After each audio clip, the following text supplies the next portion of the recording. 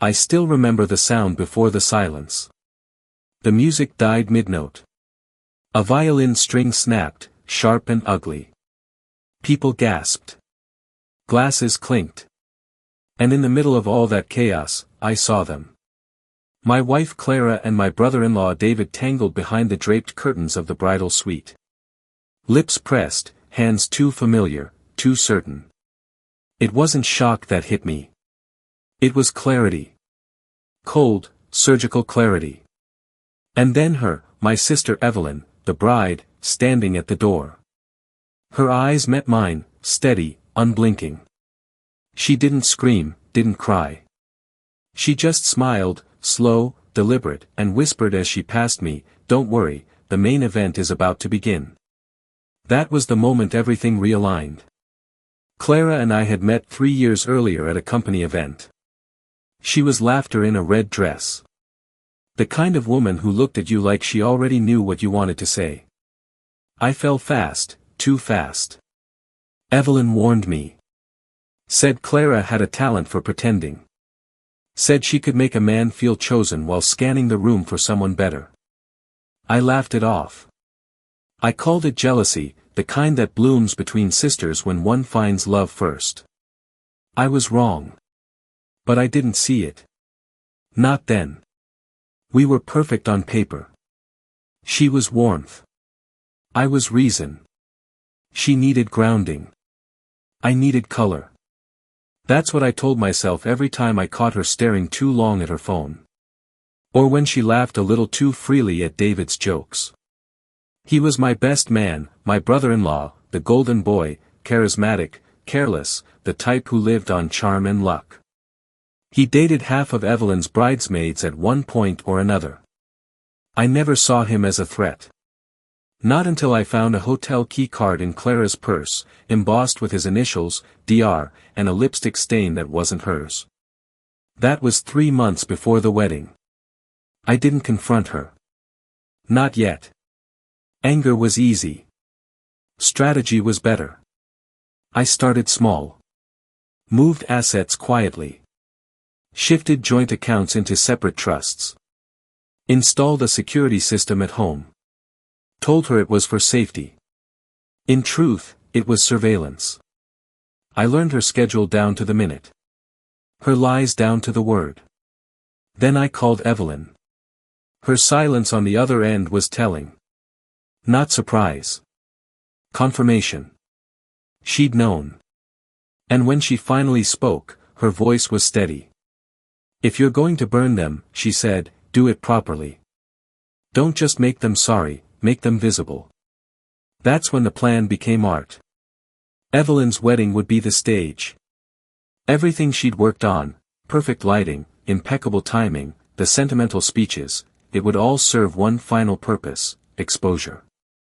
I curated a slideshow for the reception, a tribute to love and family. But spliced between the smiling faces and childhood photos, I added something extra. A collection of security footage.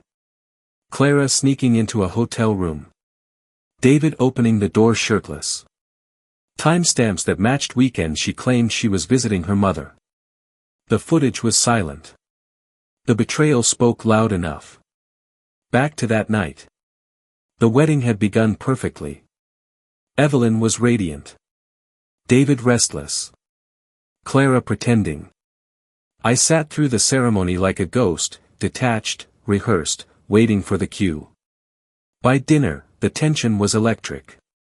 Evelyn kept glancing at me, then at her phone. When the cake was rolled in, she gave a subtle nod. The lights dimmed. The projector flared to life. Laughter at first, photos of childhood. Then stillness. The first clip appeared. Clara's face flushed, smiling, stepping into David's hotel room. The camera angle was low, discreet, timestamp glowing in the corner like a wound. Gasps rippled through the crowd. Evelyn's voice broke the silence.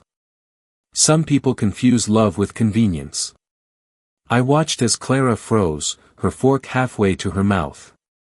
David turned pale, eyes darting toward me. I didn't speak. Didn't need to.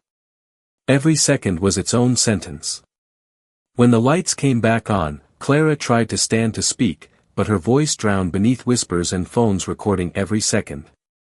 David's fiancée, Evelyn, looked at him, tears streaking mascara, and said one word that cracked like glass, out. He left. She didn't follow. The fallout was surgical. I filed for divorce that week, citing infidelity backed by undeniable evidence. Clara lost her position at the firm. Turns out her business trips had been on the company's dime. David was quietly dropped from his own company's board. Evelyn didn't need revenge.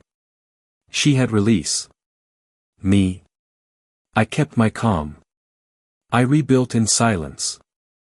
A month later, Evelyn sent me a text, "Still think I was jealous?" I replied with a photo. A wine glass raised, the city skyline behind me. No, you were right. She was just a good actress.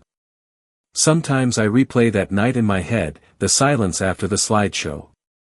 The way truth shattered the air like a champagne glass. I didn't just lose a wife or a brother-in-law that night. I lost the illusion of goodness and gained something sharper, freedom. Maybe people think revenge is fire, loud, destructive. They're wrong. It's ice, cold, controlled, perfectly timed. And when Evelyn winked at me before it all began, I understood. The main event wasn't her wedding. It was their unmasking. And I was just the man who pressed play.